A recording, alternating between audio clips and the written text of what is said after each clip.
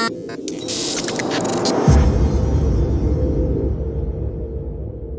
damos la más cordial bienvenida a Federico Anaya Gallardo, abogado independiente, y a David Peña, abogado del Grupo de Acción por los Derechos Humanos.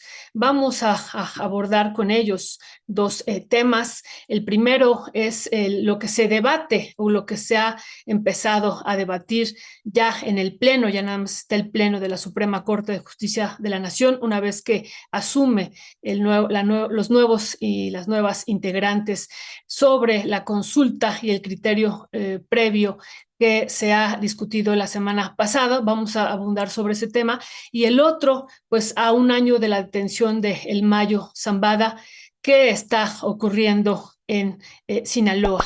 Estamos transitando o ha pasado un año y vemos que también la situación pues se hace más intensa y hemos aquí puesto como parte del debate que tendremos si existe una guerra en Sinaloa a un año de la detención del Mayo.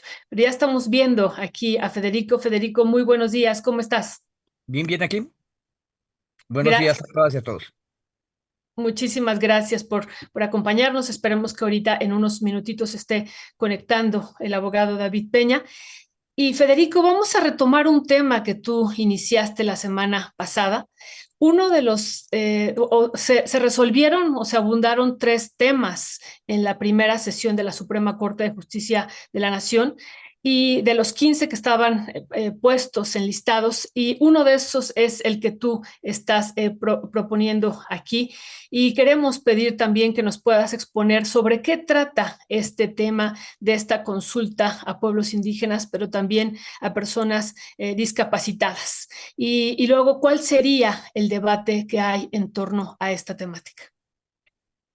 Bueno, en realidad se trata de dos debates, eh, pero lo explico con un poquito de detalle. La consulta previa para poder legislar en cualquier cosa que afecte a personas en vulnerabilidad, primera posición, y pueblos originarios o afrodescendientes, que es la segunda, son dos casos distintos, pero en los dos el principio fuerte es que debes consultar antes de aprobar una nueva ley. Eso también aplica para el Poder Ejecutivo. Antes de tomar una decisión que afecte a estas personas, tienes que consultarles. Bueno, es una garantía constitucional y es, sin embargo, muy común que las legislaturas de los estados e incluso el Congreso de la Unión aprueben leyes sin hacer la consulta. Ahora, aquí hay un problema, y el problema práctico es que no siempre el contenido material de estas reformas es malo.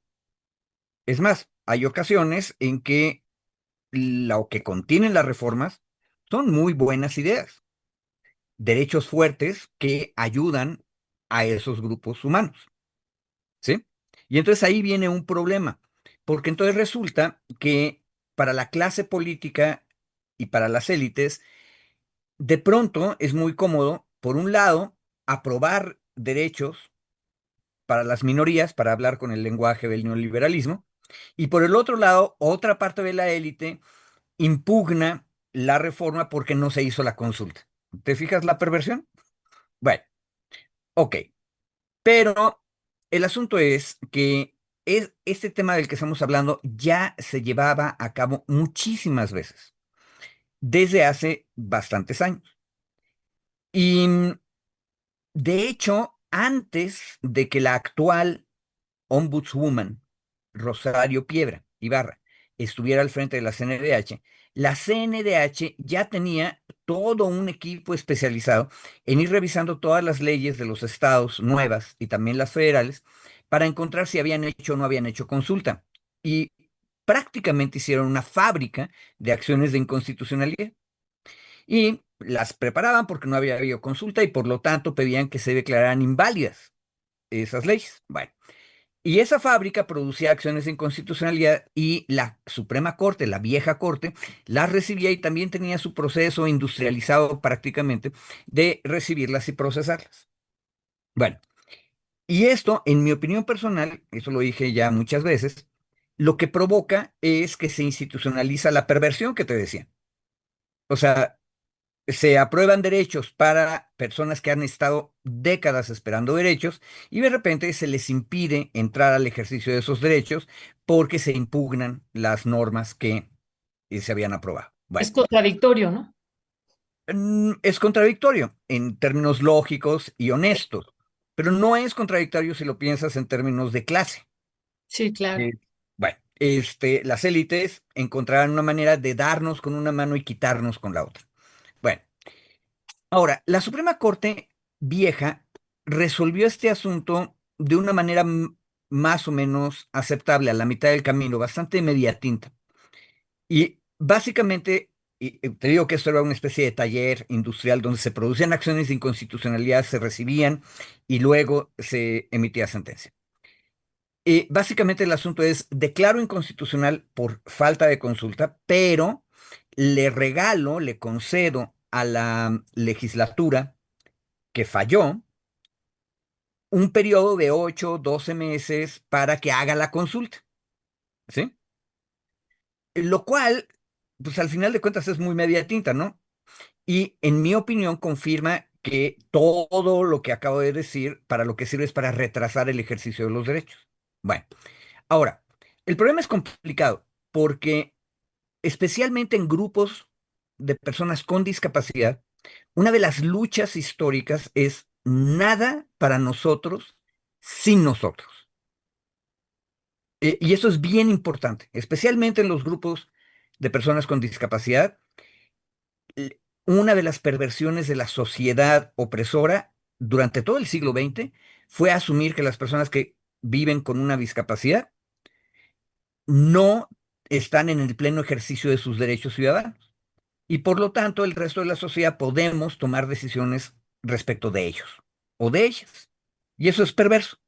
Entonces, si te fijas, el derecho a la consulta previa es un derecho fuerte, es un derecho de dignidad.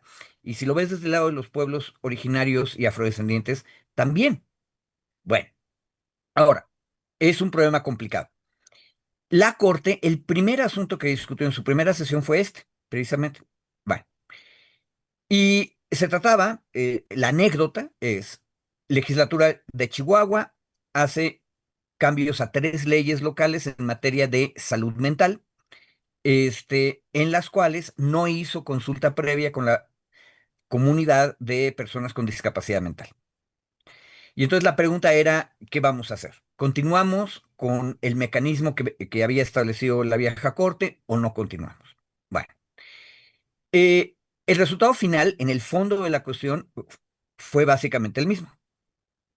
Unas partes de estas leyes se declararon inconstitucionales por falta de consulta y se le concede 12 meses a la legislatura para que haga la consulta y para que apruebe, después de la consulta, las reformas que se necesiten en los términos en que propuso la Corte.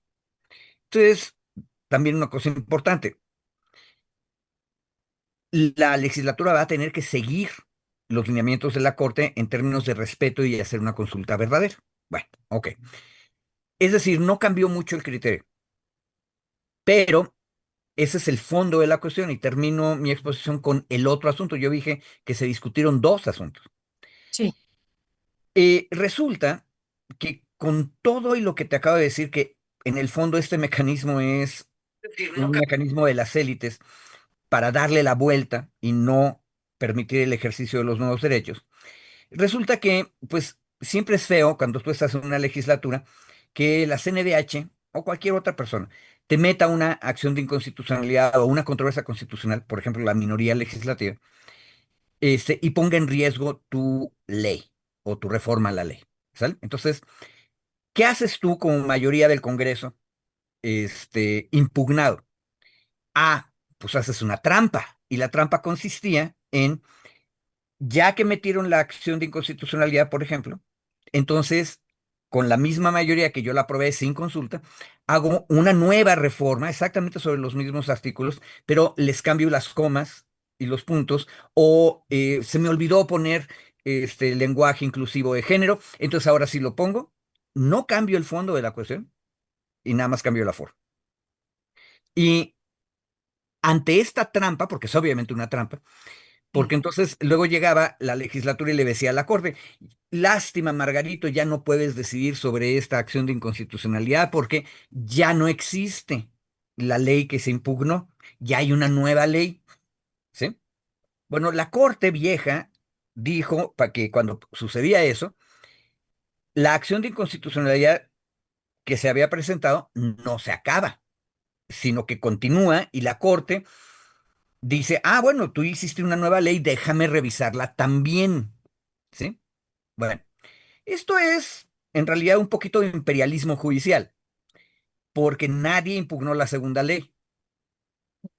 La Corte entraba a estudiar la nueva ley un poco de oficio.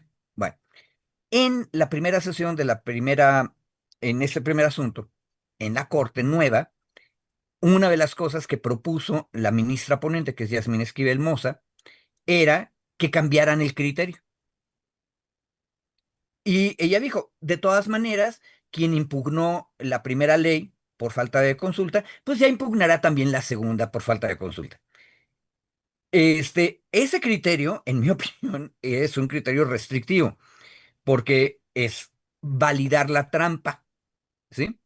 Bueno, y ahí lo que ocurrió, lo resumo, fue que la Corte se dividió. Tres votos a favor de esto y tres votos diciendo no, no abandonemos el criterio. Y lo interesante es que la cosa se resolvió por mayoría cuando el presidente de la Corte les propuso, ¿qué les parece si modificamos el criterio? Pero aparte, él sí se atrevió a decir que ese asunto de hacer una nueva reforma es una trampa y un Ujú. abuso de las legislaturas. Em, Esto es el caso concreto, pero lo que a mí me parece, termino con ese comentario nada más, es que la Corte realmente está discutiendo divididamente. Este, es decir, hay varias opiniones y discuten con bastante más libertad que lo que la derecha decía que iba a pasar. Porque si tú lo pones en términos binarios de lo que la derecha decía, pues lo que debería haber pasado era que como Morena controla la mayoría de las legislaturas, había que acabar con el criterio previo de la Corte y cambiar el tipo de resoluciones, ¿verdad?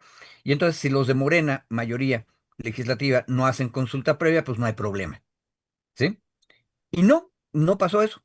Se mantuvo el criterio general de la Corte anterior y este criterio de si haces una trampa legislativa y renuevas la ley,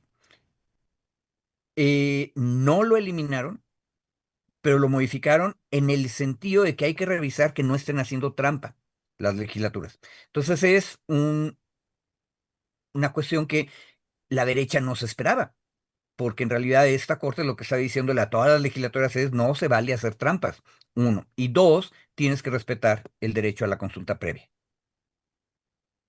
Gracias, Federico. David, muy buenos días. David, ¿cómo estás? Buenos días, mi querida Violeta Federico, ¿qué andamos? Muchísimas gracias que ya estás aquí por acompañarnos. David, pues ya ahorita está Federico haciendo esta primera exposición y yo voy a preguntar algo que a lo mejor parece obvio, pero si podemos explicar a la audiencia y luego ya seguir con esta argumentación, pues de esta trampa y abuso que así fue calificado por el nuevo presidente de la Suprema Corte a hacer una nueva, además, ¿no? De ganar tiempo, hacer una nueva reforma o retrasar el ejercicio de los derechos. ¿Por qué es importante, David, hacer la consulta previa y con todas las características que debe de tener de las diversas consultas a los pueblos indígenas y a las personas con discapacidad, David? Mira, justo el tema es importante porque, a ver, partimos de una idea que hay que ir cambiando, decía Federico, el colonialismo judicial, o como una cosa así que utilizó ahorita un término, Imperialismo. ¿no? Imperialismo judicial. Y creo que uno de las bases que dan origen justo al tema de la consulta es precisamente evitar ese tema de imperialismo judicial, es decir, desde el escritorio, personas con conocimientos jurídicos elaboran una serie de disposiciones, de normas, En teoría, esa es la base, que beneficien a pueblos y comunidades indígenas y a personas con discapacidad. Y digo en teoría porque ahí es donde entra parte del debate. Eh, la premisa que es para asegurar que estas leyes sean en beneficio o bien que si provocan algún perjuicio tengan medidas de compensación, medidas de reparación, medidas de rehabilitación, digamos, como para compensar este daño que se pudiera provocar eventualmente con la ley, es la consulta directa con las personas afectadas o con las personas involucradas, digamos, no afectadas, las personas interesadas involucradas. Esa es la premisa de la consulta. Es decir, yo no puedo tomar decisiones desde mi escritorio, sino que tengo que ir a consultar con las personas a las que les va a afectar esta ley. ¿Por qué se establecen cuando menos estos dos grupos poblacionales? Justo por las condiciones de opresión, olvido, marginación, ¿no? Que han estado sujetas, digamos, o impuestas desde décadas o siglos atrás. Por eso se establecen esta base para que las leyes que pudieran resultar afectadas o que pudieran afectarles o beneficiarles también sean consultadas con ellos y con ellas. Siguiendo esta misma premisa, ahí difiere un poco de lo que decía Federico, porque la base justo para la consulta es que el Estado mismo desarrolle mecanismos de consulta eficaces, efectivos, para poder verificar si estas normas que se están proponiendo resultan benéficas o no. Uno, dos, si resultan que con alguna afectación, que se establezcan las medidas de compensación, decía yo, de mitigación. Si se eliminara este criterio de que la consulta es obligatoria para pueblos, comunidades y los grupos, lo que se establecería es simular el tema del derecho a la consulta, uno, y dos, establecer que otra vez las personas desde el imperialismo jurídico, retomando y citando a Federico, sean quienes determinen no solo las disposiciones de la ley que van a estar, sino si la ley es buena o no, que fue parte de lo que se discutió en la Corte la semana pasada. Es decir, si se alejaban tanto del criterio, hoy no se alejaron tanto, pero si se alejaban más del criterio que se había sostenido anteriormente en la Corte, era tanto como suponer que no era indispensable el requisito de la consulta. Hoy situación que se sigue considerando indispensable. Si tú te alejas tanto de ese criterio, llegas a un punto en el que dices, el legislador hizo una norma que se necesitaba consultar, pero yo, Suprema Corte, digo que es buena y por lo tanto me salto a la consulta. Es decir, sería otra vez, bajo esta lógica del imperialismo jurídico, asumir que ahora los ministros y las ministras son los que van a decir qué ley es buena y qué no. Buena en términos de los derechos de las personas del grupo. No, Ujú. no en términos constitucionales, no en términos legales, no si se cumplen los estándares, no. Es si esa norma beneficia o no a las personas de estos grupos y sería tanto como literalmente nulificar su propio derecho a la consulta y ahora trasladarlo a ministras y ministros para que ellos sean los que puedan determinar si esa ley les afecta o no a los pueblos y a las comunidades indígenas y a los pueblos, a las comunidades de personas con discapacidad. Y cierro ahí el tema. Creo que me parece interesante el que se siga sosteniendo. Yo entiendo que se han cometido abusos, entiendo que se han cometido perversiones en esta ley, digamos, en diferentes reformas.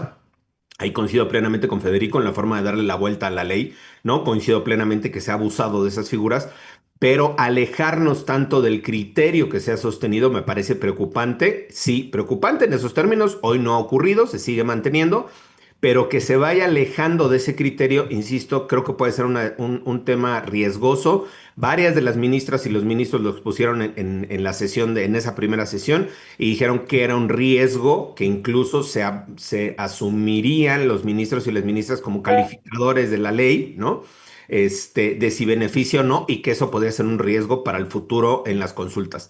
Sobre todo pensando en el tipo de consultas que están relacionadas no solo con leyes, sino con proyectos. Los proyectos, por ejemplo, el Tren Maya, el Tren Transísmico, que al final son proyectos de inversión pública que se tienen que consultar con pueblos y comunidades, ¿no? Porque resultan, pueden tener una afectación, un beneficio también, pueden tener una afectación, un beneficio en sus comunidades, en sus pueblos, en sus territorios, se tendrían que estar sujetando a consultas. Si este criterio se va flexibilizando, corremos el riesgo de que en su momento alguien más, o un juez de distrito, o un tribunal colegiado califique que los polos de desarrollo del transísmico son buenos para las comunidades y con eso evite la condición de que se haga una consulta previa, libre, informada y culturalmente adecuada a pueblos y comunidades indígenas. Entonces, creo que alejarse del criterio es riesgoso. Yo sí estaría por sostener el criterio de que sí es un requisito la consulta. Sí, insisto, se ha pervertido, se ha manipulado en muchos casos, sí, pero preferiría correr ese riesgo de que alguno de estos asuntos se pervierta, digamos, a ir flexibilizando y eventualmente, pues quitando, digamos, este candado de que estas normas y estos proyectos sean consultados directamente con pueblos y las comunidades y en el caso de las personas con discapacidad, directamente con los grupos que integran esta colectividad.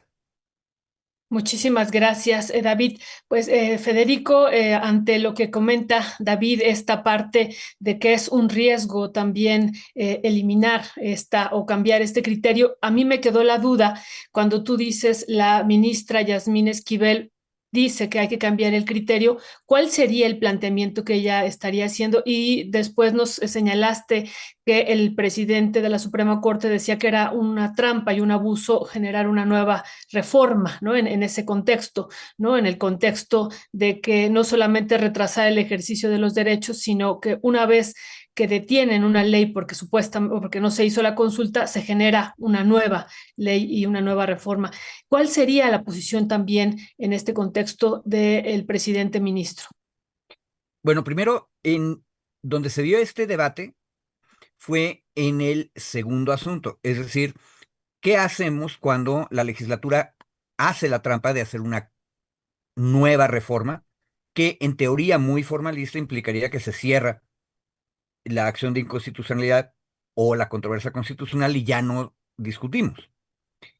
En ese punto, el criterio de la Corte era, no importa que sobre la nueva reforma no se haya presentado una impugnación, de todas maneras la Corte analiza la nueva reforma. Ese era el criterio que Yasmín quería quitar. Y le apoyaron en la primera ronda del debate María Estela Ríos y Irving Espinosa. Irving Espinosa no muy claramente, por cierto, pero terminó diciendo, cambiemos el criterio, que es lo que nos dice David, que sería muy peligroso, porque el problema es que le permites a las legislaturas, si cambias ese criterio, hacer la trampa. Y ahí fue donde se manifestaron en contra de cambiar el criterio em, Giovanni Figueroa, Ortiz Alf y Lenia Batres, que es una cosa bien interesante, porque Lenia, durante la campaña de la elección judicial, fue una de las candidatas que denunció el abuso de esta fábrica de acciones de inconstitucionalidad de la CNDH, que lo que hacía era retrasar el ejercicio de los derechos. Pero una cosa es denunciar ese abuso burocrático y otra cosa es cambiar el criterio. Otra vez, muy probablemente por lo que nos dice David, o sea, nos sale más caro y convertimos a la corte en la que va a terminar diciendo qué derechos son buenos son, sin consultarle a nadie. ¿Sí? Ahora, por cierto, ahí Lenia, cuando dijo, no, yo no quiero que cambiemos el criterio, dijo una cosa, o lo mencionó de paso, que es interesante, que es que tal vez la CNDH también debería consultar a los pueblos o a las personas con discapacidad si quieren que presente la acción de inconstitucionalidad. Porque si te fijas, parte del problema es que hay una institución burocrática que creó esta fábrica de acciones de inconstitucionalidad que en el escritorio, como dice David, está tomando la decisión de impugnar las cosas. Cuando probablemente en un estado de la República la población dice, bueno, no me consultaron, pero no está tan mal, etcétera. Ojo, pero no le habían consultado, entonces les están violando un derecho duro.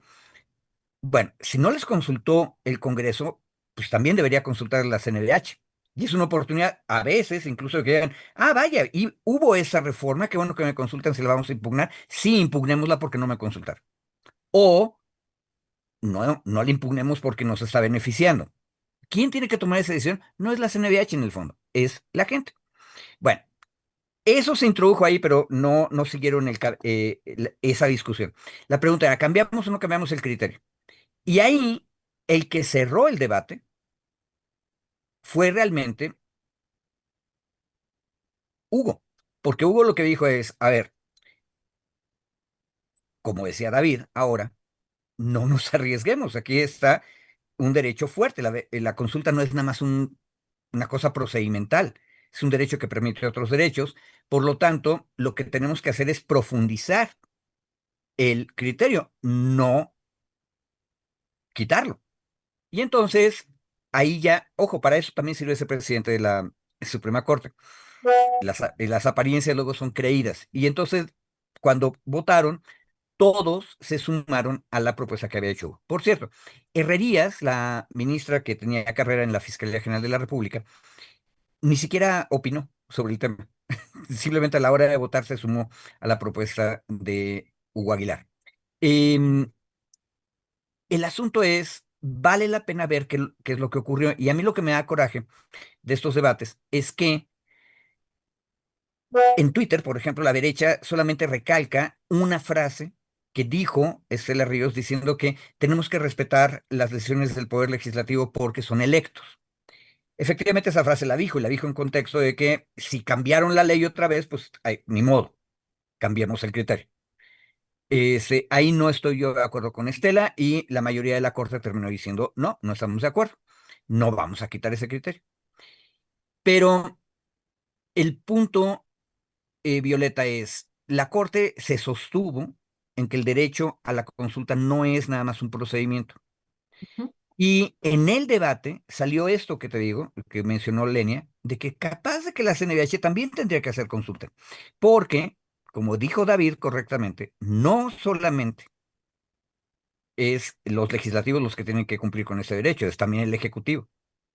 Y eso nos llevaría incluso también a una discusión más societal grande.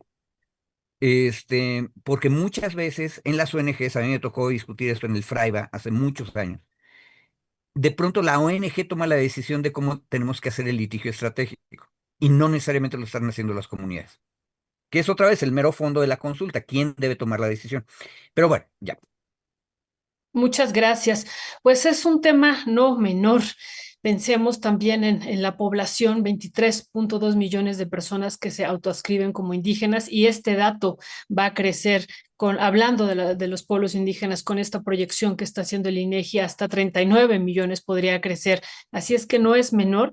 Y más bien yo quisiera preguntarle también en este sentido a David, si esto, yo sé que no se está discutiendo esto todavía en la Suprema Corte, pero no se tendría que ampliar incluso, no solamente mantener este criterio, sino ampliarlo a los núcleos agrarios, David. Esa es una preocupación que hemos tenido, ¿no? En términos, por ejemplo, de que la alimentación sea prioritaria, ¿no? La seguridad y la soberanía alimentaria, pues se tendrían que proteger aún más los núcleos agrarios y también se les debería de consultar a ellos en este contexto que tú decías también de los proyectos y megaproyectos.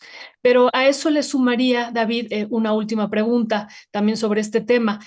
Eh, no es repetir, o ya ahorita tú nos dirás, si ya está en el convenio 169 de la OIT, en el caso de los pueblos indígenas, que se tiene que hacer una consulta a los pueblos ante cualquier proyecto o que afecte a los territorios de los pueblos indígenas, no es como repetirlo, o sea, no sería o es una reafirmación, o porque digo, también tiene un rango constitucional este convenio 169 de la OIT, ¿no? Sí, mira, el tema es que la disposición del artículo sexto del convenio 169 te establece solo el derecho a la consulta como tal, el derecho a la consulta. Y lo que ha hecho en los últimos 12 años, digamos, la Corte, más o menos, un poquito más quizá, es ir aterrizando cómo se materializa ese derecho. Es decir, para que ese derecho sea efectivo o que podamos garantizar el derecho de la OIT, reconocido en el 169 en pueblos y comunidades indígenas y en la declaración, en la Convención Internacional para Personas con Discapacidad también establece el derecho a la consulta en los mismos, digamos, no en los mismos términos, pero muy general, ¿no? Como derecho a la consulta, dan derecho a ser consultadas. Lo que ha venido haciendo la Suprema Corte de Justicia a lo largo de estos años es ir no sé si el término está correcto, pero ir aterrizando, digamos, cómo se tiene que materializar ese derecho a la consulta. Y en las últimas que a mí yo he tenido oportunidad de revisar incluso los engroses, porque en algún momento nos buscaron para las consultas en Guerrero, que se habían establecido varias disposiciones en materia de seguridad para pueblos y comunidades indígenas, la ley 701 particularmente, sobre autodefensas, digamos, sobre las guardias comunitarias, toda la policía comunitaria. Establece, ahora ya ha establecido la Suprema Corte de Justicia una serie de una guía para que se hagan las consultas. Es decir, para que la consulta en términos de lo dispuesto en el 6 de la Convención de la OIT, del 189 de la OIT, se garantice, o para que se reconozca que se garantice ese derecho a la consulta, se tiene que hacer y establece la Corte A, B, C, D, E, cada uno de los pasos. Entonces tiene que haber una preconsulta, tiene que haber una etapa informativa, una etapa de difusión, una etapa preconsultiva, una etapa consultiva, una etapa deliberativa y una etapa decisiva. En memoria te lo estoy sacando, quizá alguno se me va o alguno me sobra, pero más o menos son todas las etapas que se tienen que seguir. Entonces, lo que ha hecho la Corte al ir rebotando todas estas decisiones, es decir, si tú me dices, si tú me vas a decir que hiciste una consulta, no basta con que la consulta me digas tú, sino que tienes que probarme que siguió todas estas etapas. Insisto, me estoy concentrando en en lo indígena porque es la que tengo experiencia y la que he podido revisar los engroses y participar en varias de las consultas. Entonces, lo que hace la Corte es, Estado, tú pruébame si hiciste la consulta en esos términos y si no, por eso dan este plazo, ¿no? Haz una consulta que cumpla con estos requisitos y me mandas las evidencias. Y ahí yo colocaría otro tema de discusión que rebasa, pero que en el mundo indígena se mantiene la discusión, es la consulta es el derecho a que seas consultado o consultada, no es a que avales el proyecto o la norma.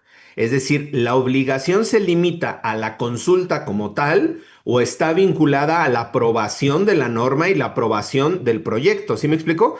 Porque entonces la discusión se centra en yo aseguras la consulta, sigues todas las reglas de la consulta, pero la decisión es no. Entonces, algunos estados han dicho, pues yo cumplí la consulta. A mí la consulta no me obliga a tener la aprobación del pueblo o de la comunidad, me obliga a consultarles.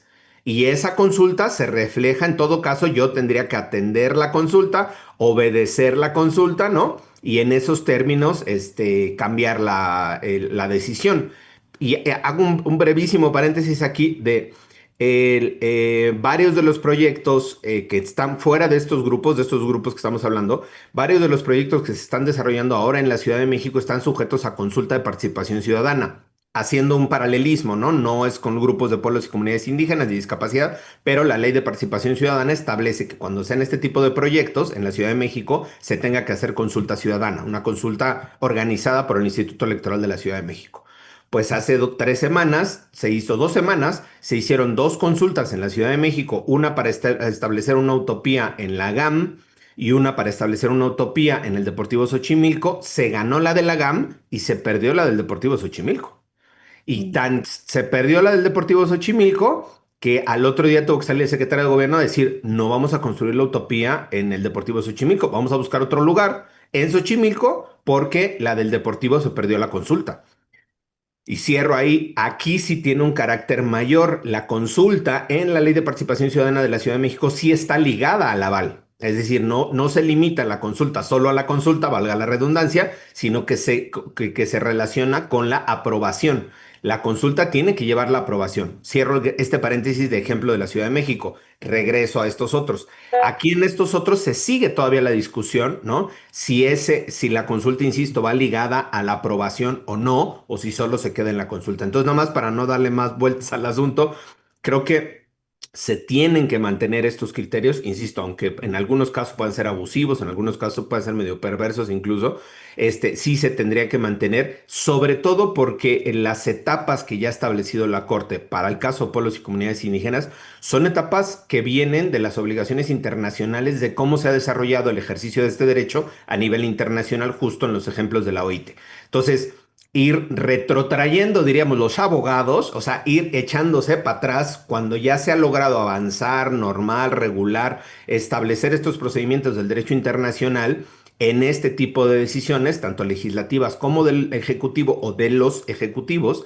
Insisto, creo que podría ser mucho más riesgoso, mucho más afectar o limitar el ejercicio de los derechos en vez de garantizarlos o avanzar en su garantía. Y ahí finalmente la pregunta, Violeta, hay también leyes ahí en lo estatal, como en este caso de la Ciudad de México, participación ciudadana, hay leyes en lo estatal que sí establecen también el reconocimiento del derecho a núcleos ejidales o a núcleos agrarios para proyectos relacionados. No en lo legislativo, creo que no hay en lo legislativo todavía, pero sí en términos de los proyectos que tengan o que posiblemente pudieran afectarles en términos prácticos, digamos, proyectos sobre todo del Ejecutivo, ¿no? O de alguna presidencia municipal. Varias de las leyes estatales ya establecen estos procedimientos de consulta, insisto, que se tienen que adaptar a los estándares que ya se han desarrollado para eso a nivel internacional. Muchísimas gracias, David. Pues dice aquí Sol Franco y le agradecemos a Claudia que nos vaya pasando los comentarios. Mil gracias a nuestra querida Nora. Estudiaría derecho si mis maxi abogados fuesen mis profes. Eso dice Sol Franco, así es que muchísimas gracias. Qué buen halago, qué buena. Ese está bonito para empezar la semana. Sí, sí, sí, muy bonito. Gracias, Sol Franco. Sí, realmente sí dan cátedra ambos cada semana, así es que muchísimas. Perdón, Miguel. Aquí pregunta Luisa, ¿cómo se determina quién es indígena? Hay un principio, Luisa, que se llama autoadscripción. Si la persona se autoadscribe como indígena, se reconoce como indígena. Obviamente va coligado a el lugar donde nació, la lengua. No necesariamente tiene que hablar la lengua, digamos, pero tiene que haber nacido, provenir de una comunidad que tenga asentamiento indígena, que tenga arraigo indígena. No hay requisitos como tal, o sea, no hay requisitos que diga tú si eres indígena porque naciste aquí o no. La base es la autoadscripción. Yo me autoadscribo indígena, pero esa es otra discusión porque, a ver, recordemos que ahí en Chiapas, ahora en las elecciones pasadas, una señora muy fifí se Mm, autoadscribió indígena y resultó hasta el Tribunal Electoral el caso, creo que se tumbó la elección, ya no recuerdo el caso, pero creo que se... no, ¿No? no, Ah, bueno. porque las comunidades tojolabales no lo impugnaron.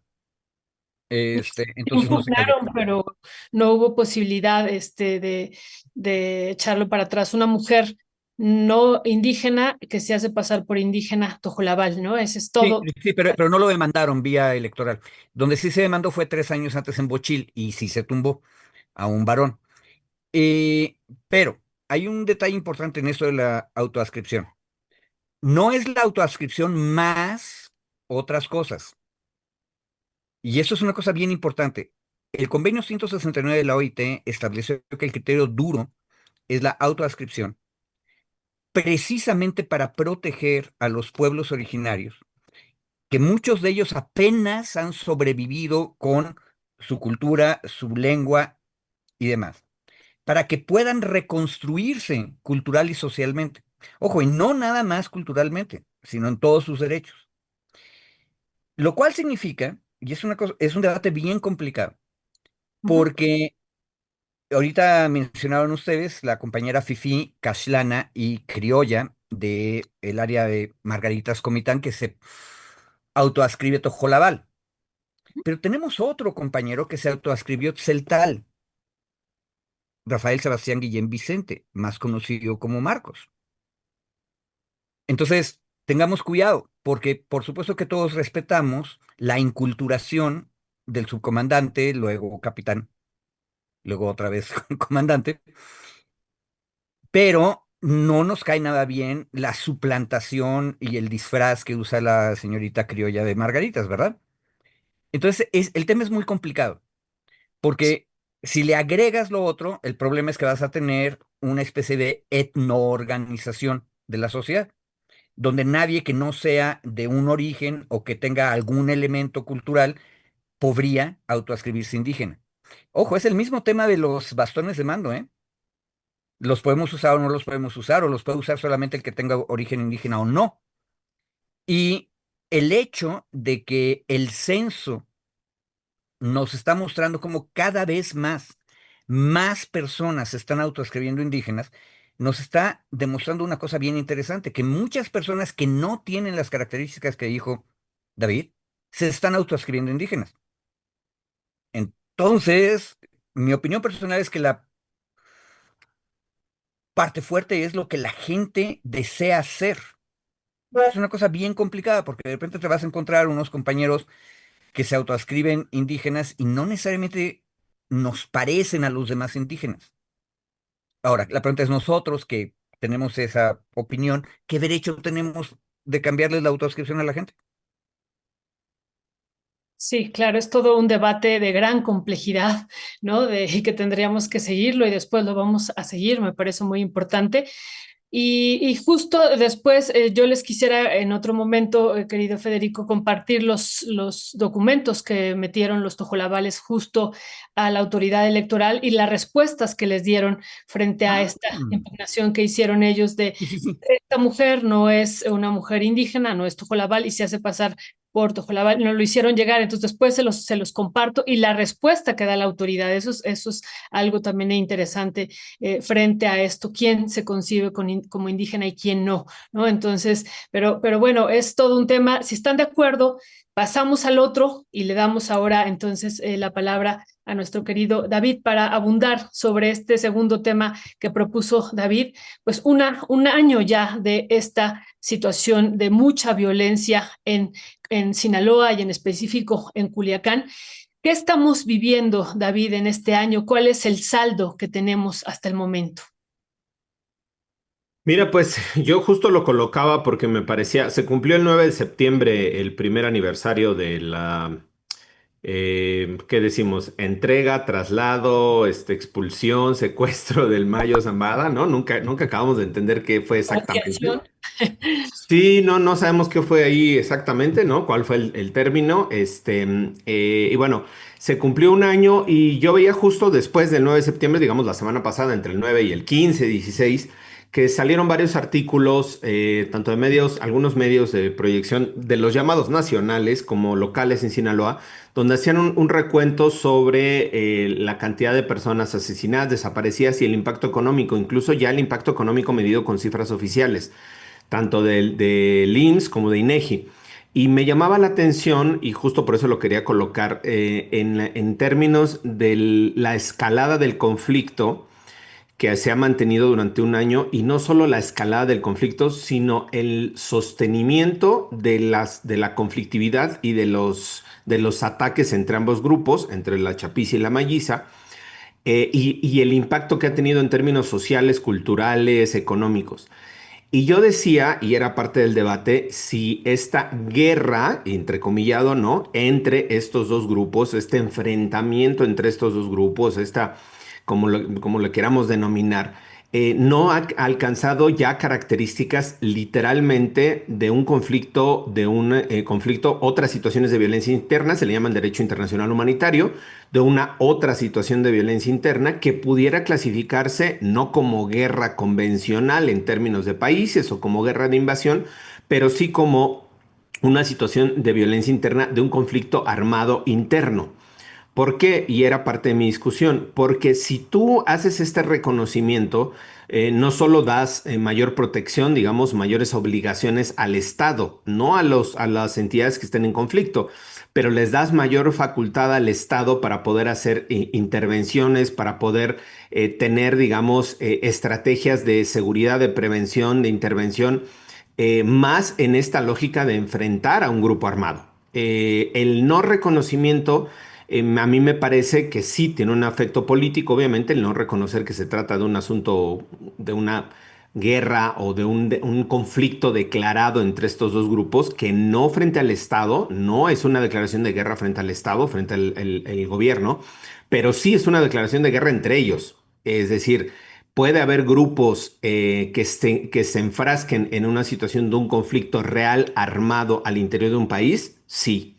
Se puede dar esta escalada de violencia y el sostenimiento de la violencia cuando lleva un año, más de un año, esa escalada de violencia, digamos que literalmente es escalada, va escalando cada vez más. A mí me parece que sí tendríamos que empezar a llamarlo, empezar a discutir de otra forma lo que está sucediendo en Sinaloa. de acuerdo a las cifras de la Comisión Estatal de Seguridad Pública, la propia Comisión Estatal de Seguridad Pública manejó, el Consejo, perdón, Consejo Estatal de Seguridad Pública, que es una asociación civil, es una ONG que está ya en Sinaloa, ha manejado algunas cifras que son las que se han manejado, digamos, no como cifras oficiales, pero sí más aproximadas al dato que se pueda dar en lo oficial. Y ellos manejan el dato de 1,828 muertes desde el 9 de septiembre del 2024 al 11 de septiembre de 2025. En el periodo, 1,828 muertes. Y aquí está otro dato que me parece igual muy preocupante, que son 2,390 desapariciones. 2,390 personas con reporte de desaparición que hoy en este año fueron desaparecidas, valga la redundancia, en Sinaloa, en alguna parte de Sinaloa, y 1,828 muertes. Y yo decía, son cifras lo más aproximada a las cifras oficiales. ¿Por qué? Porque ambas provienen de registros oficiales. Entonces, aunque no tienen este aval, digamos, desde la oficialidad, son cifras que provienen de registros oficiales, puede ser más o menos la cifra, digamos, pero en esa ronda, ¿no? 1,828 muertos en estos 365 días y 2,390 desapariciones. El otro dato es la afectación económica y ahí veía varias de las cifras que se han sacado en la luz pública, a la luz, digamos, en estos, decía yo, en estos días recientes, y establece el impacto desde el INEGI. El INEGI a través de lo que está reportando el IMSS, que son datos de trabajo de personas registradas, hace, digamos, datos sobre la reducción del empleo y la oferta de empleo y el impacto económico.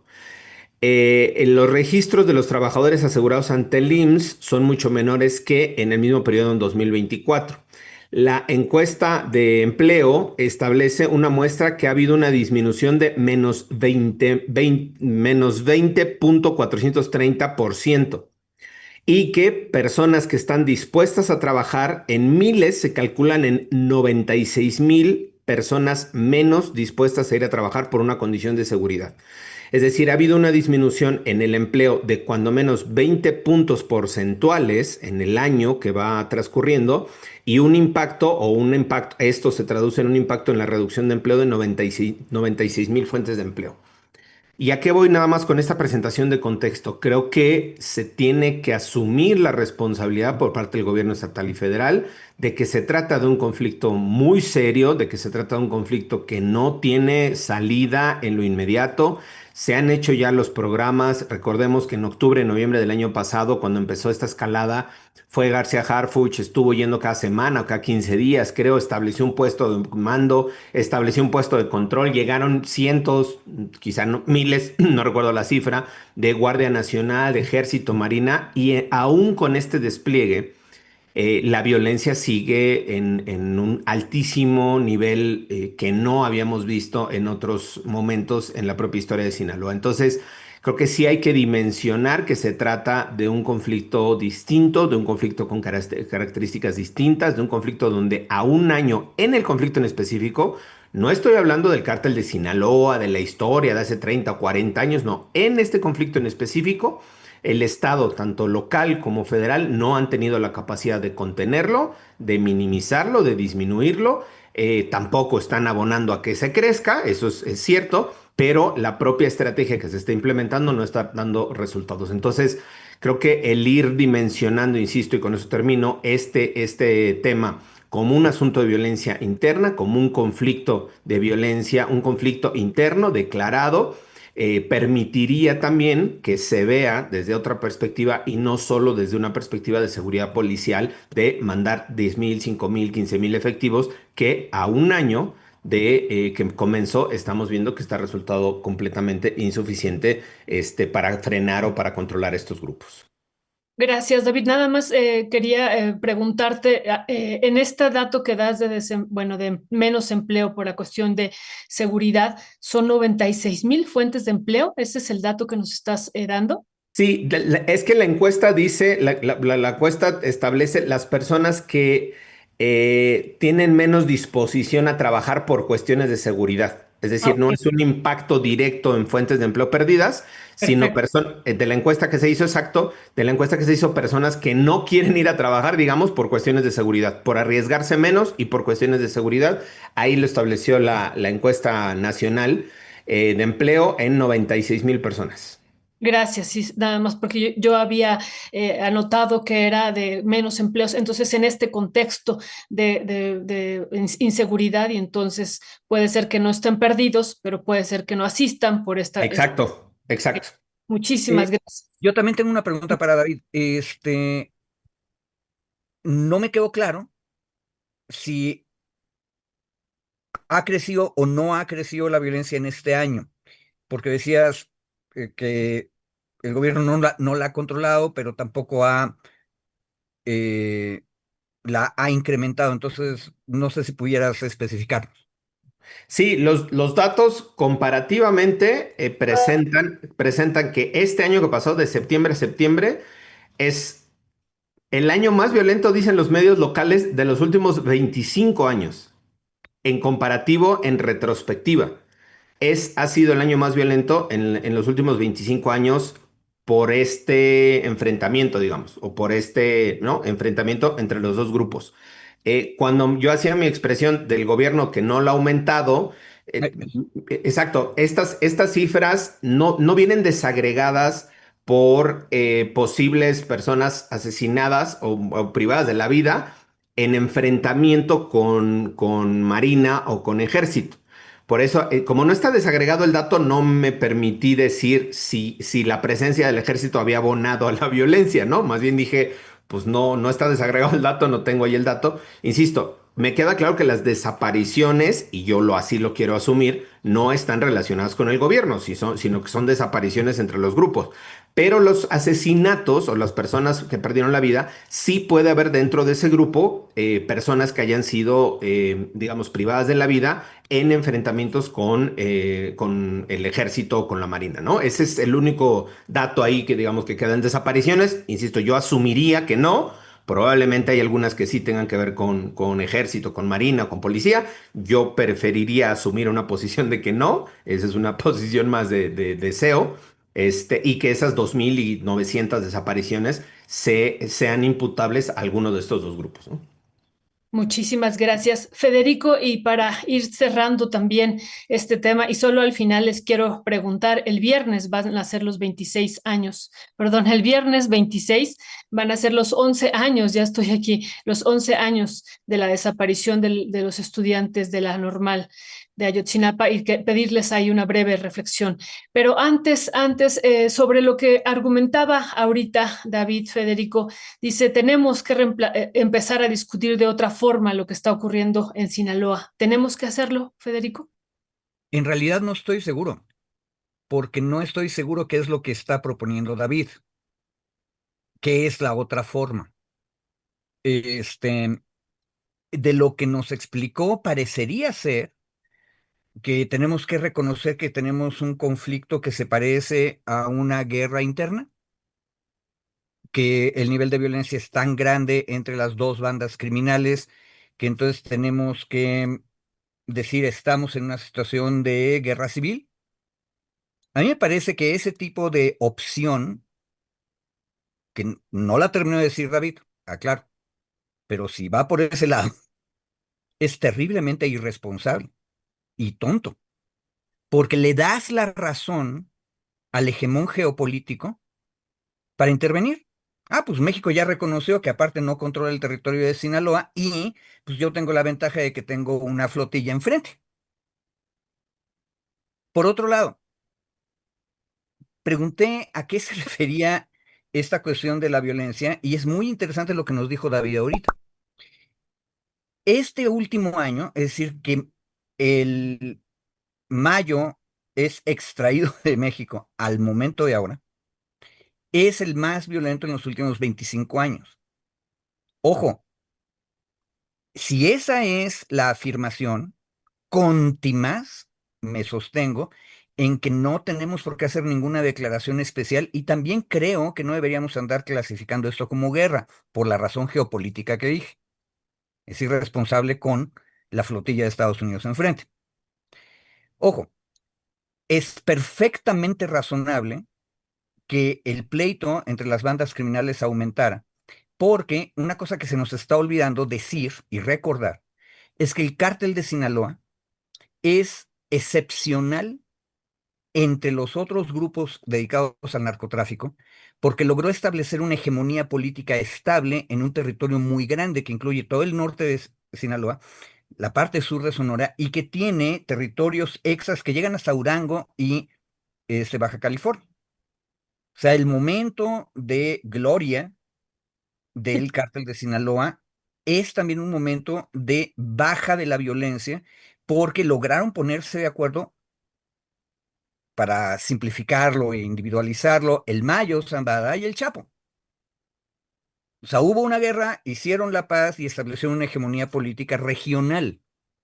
Ahora, eso dependía de una persona. Esa es la parte grave de la historia. Bueno, a uno, que es el Chapo, lo eliminaron de la jugada las fuerzas de la ley. Y luego se les escapaba y lo volvían a agarrar y ya terminó en Estados Unidos y ya está condenado. Ahora el Mayo se va, es extraído. Pero se nos está olvidando también hay otro detalle y con eso termino.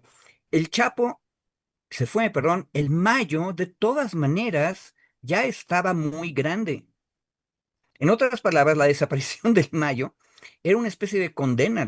Se podía morir de viejo, lo podían extraer o de pronto sus enemigos podían matarlo, pero la desaparición del Mayo era algo así como que un destino inevitable. Y lo que iba a pasar, y ese es el pleito de México con Estados Unidos, porque no termina de explicarse por qué lo extrajeron, es que lo que hicieron fue adelantar lo que iba a pasar de todas maneras, que es esta violencia. Ahora, esta violencia tiene que ver con el hecho de que tenías un cártel que logró una hegemonía territorial política estable, que es rarísimo que eso ocurra, y en el momento en que desaparecen las condiciones de eso, empieza la violencia. Y por eso, es bien interesante el dato que nos dio David, es muy violento este último año en comparación con los 20 años previos o con los 40 años previos, que tienen que ver con lo que acabo de decir. Pero esto, paradójicamente, Violeta, lo podemos explicar muy bien en términos sociológicos y geopolíticos, ¿verdad? Lo cual significa que también tiene un fin. Y ese fin, la gran pregunta es, ¿cuál va a ser? ¿La creación de otra hegemonía narca? Yo creo que eso no podemos apostar a eso porque es terriblemente difícil y extraño que los narcos logren crear hegemonías estables y pacíficas, como fue el cártel de Sinaloa. Corrompieron a autoridades, todo lo que quieras, pero había paz. Pero es tan difícil que eso ocurra que la sociedad mexicana no podría apostar a eso. Ahora, reconocer que hay una guerra, por un lado, nos abre la puerta a que los estadounidenses se metan, y por el otro lado no abona a la construcción de lo otro. Ahora, sí tenemos que tener una presencia militar mucho más grande, y por eso está la Guardia Nacional ahí. Y ahí la pregunta fuerte es si realmente se está conteniendo. Una cosa que no se le puede negar al sexenio de Andrés Manuel López Obrador es que en materia, por ejemplo, de violencia homicida, no resolvió el problema, pero lo detuvo de inmediato, casi de inmediato en los primeros 2 años empezó a notarse que las cifras de homicidios no aumentaban. Seguían igual de altas, altísimas, pero no aumentaban. Y luego empezó a haber una baja constante. Y ahí seguimos. Me parece que algo así es lo que tenemos que esperar ahora. Sí es terriblemente grave lo que está pasando, pero luego también hay que preguntarle, recomiendo que vean ustedes, ya con eso terminó, creo que fue la cabeza de Coparmex, o el Concanaco, no me acuerdo, de un sector empresarial de Culiacán, en una entrevista, explicó ella qué regiones son las afectadas, y resulta que no es todo Sinaloa. Ojo, estamos pecando de chilangos.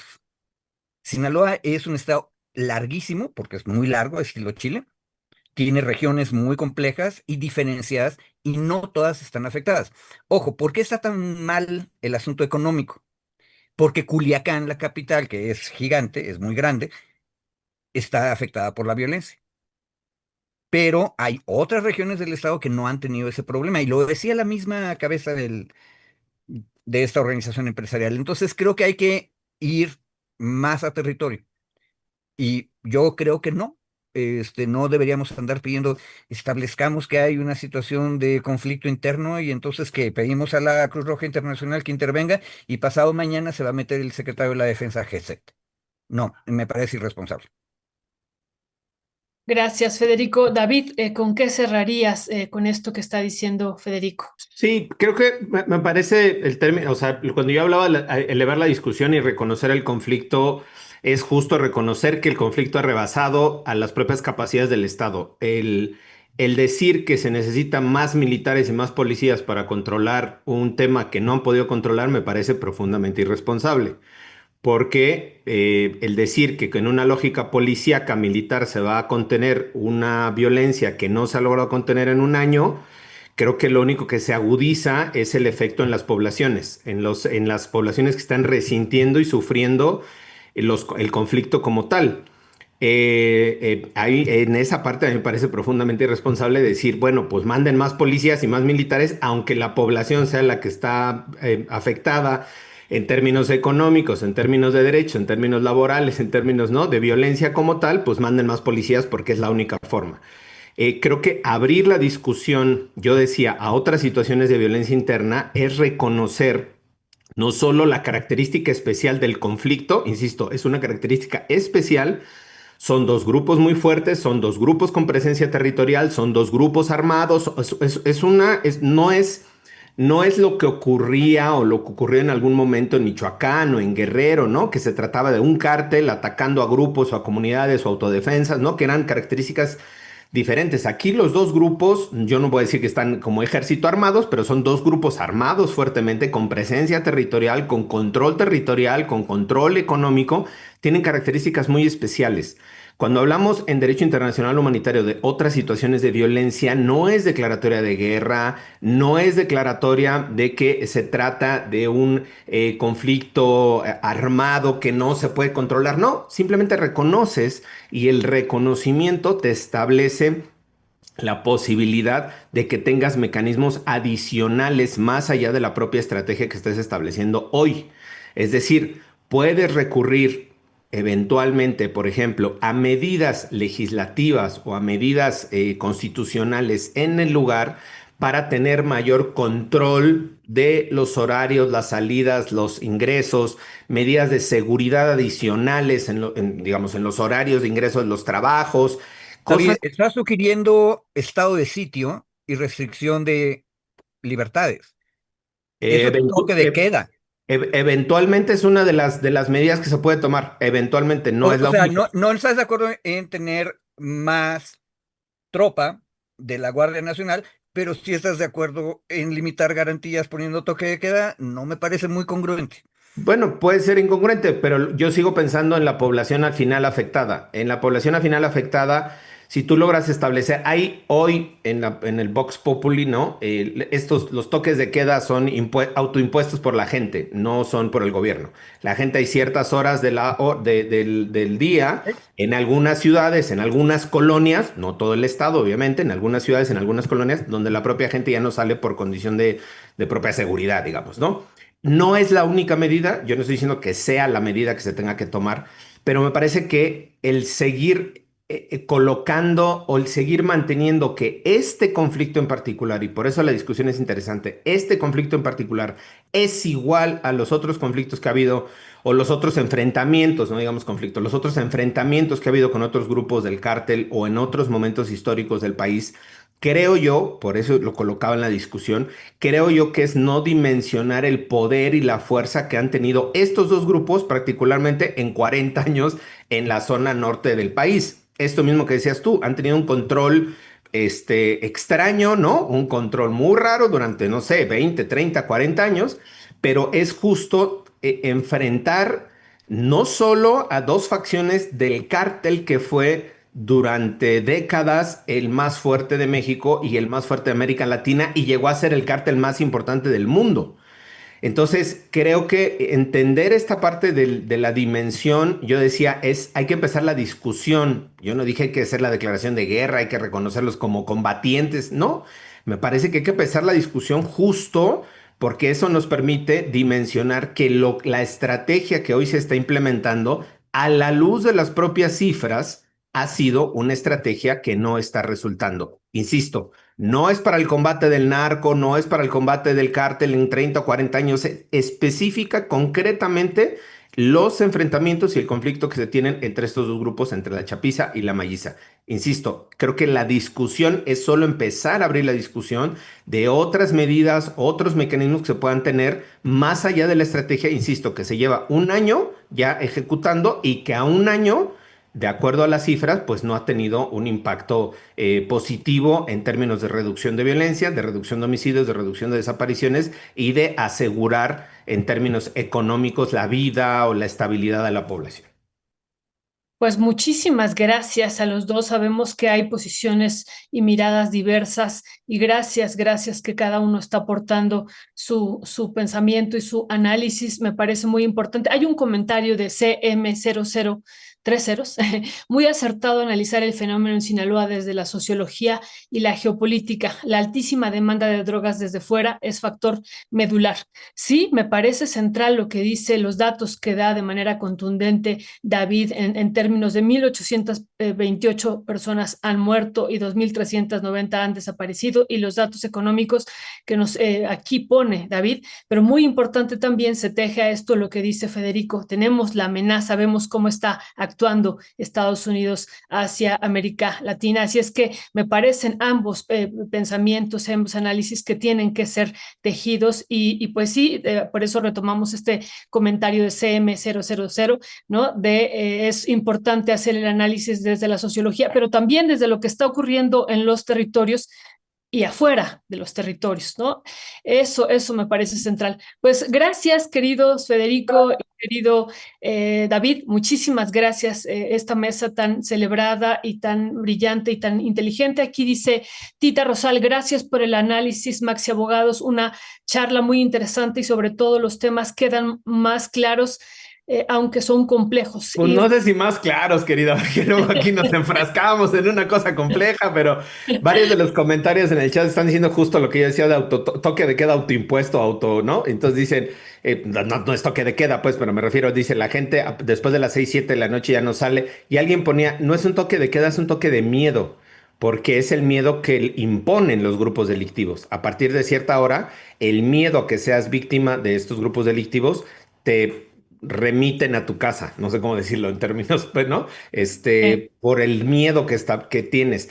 Pero ese miedo, lo que haces, tú te metes a tu casa y pues literalmente los grupos andan allá afuera enfrentándose y persiguiéndose, ¿no? Creo que es esa parte de la territorialidad, igual es verla de lo que ocurre en las calles, ¿no? De cómo afecta a la gente. Y una sugerencia, Violeta, creo que tendríamos que preguntarle a la gente que está allá. Y yo tendría Claro, una recomendación, se me va ahorita el nombre, pero acaban de volver a elegir como ombudsperson a un profesor, que fue el presidente de la Comisión Estatal de Derechos Humanos sinaloense, ahí por el año 2007, 2008. Entonces, ahora es otra vez él. Creo que hay que contactarlo, porque es un hombre que viene de la lucha universitaria, de la lucha por la autonomía de la Autónoma de Sinaloa antes, y fue un activista social toda su vida, luego fue ombudsman, luego regresa al activismo y ahora vuelve a ser ombudsman. En una de esas, él nos puede decir exactamente cómo está ocurriendo lo que nos describía David en general en cada una de las regiones de Sinaloa.